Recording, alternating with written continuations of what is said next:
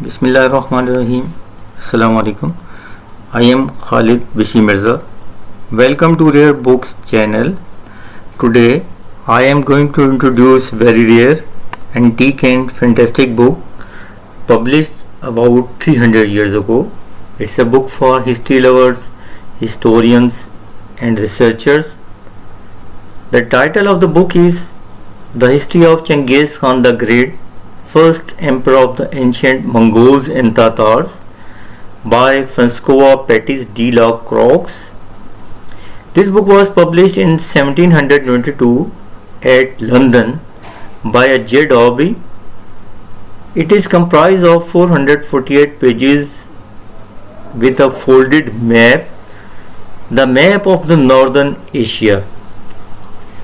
There are 4 books in a single binding containing Genghis Khan's life, advancements and conquests, with a short history of his successors to the present time, the manners, customs and laws of the ancient Mongols and Tatars, and the layered geography of the vast countries of the Mongolistan, Turkestan, Yugorstan and the eastern and western Tatari.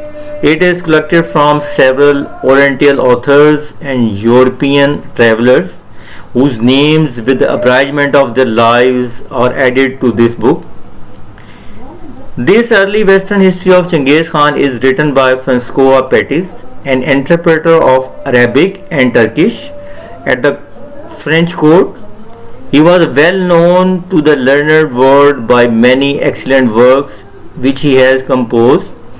In a long and distinguished career, Petit translated history of France into Turkish.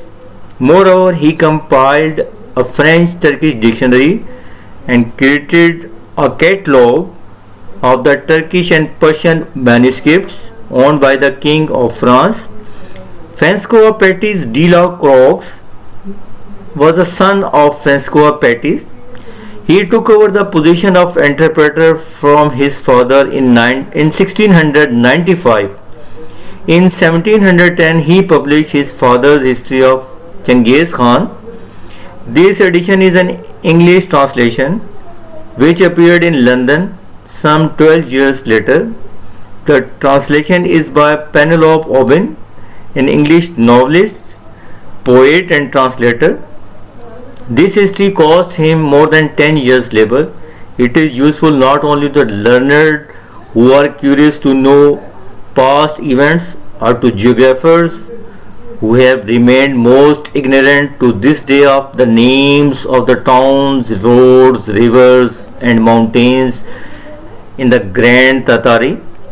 This book provides lucid account of introduction and description of Tatars and ancient Mongols, Genghis Khan's birth, his name, his country, his ancestors and his genealogy, history of Genghis Khan war, his expeditions, the personal conquest of Genghis Khan or by his lieutenants in various kingdoms including Parthians, Medes and Persians in the province of India beyond the river Indus in that of Hellenes.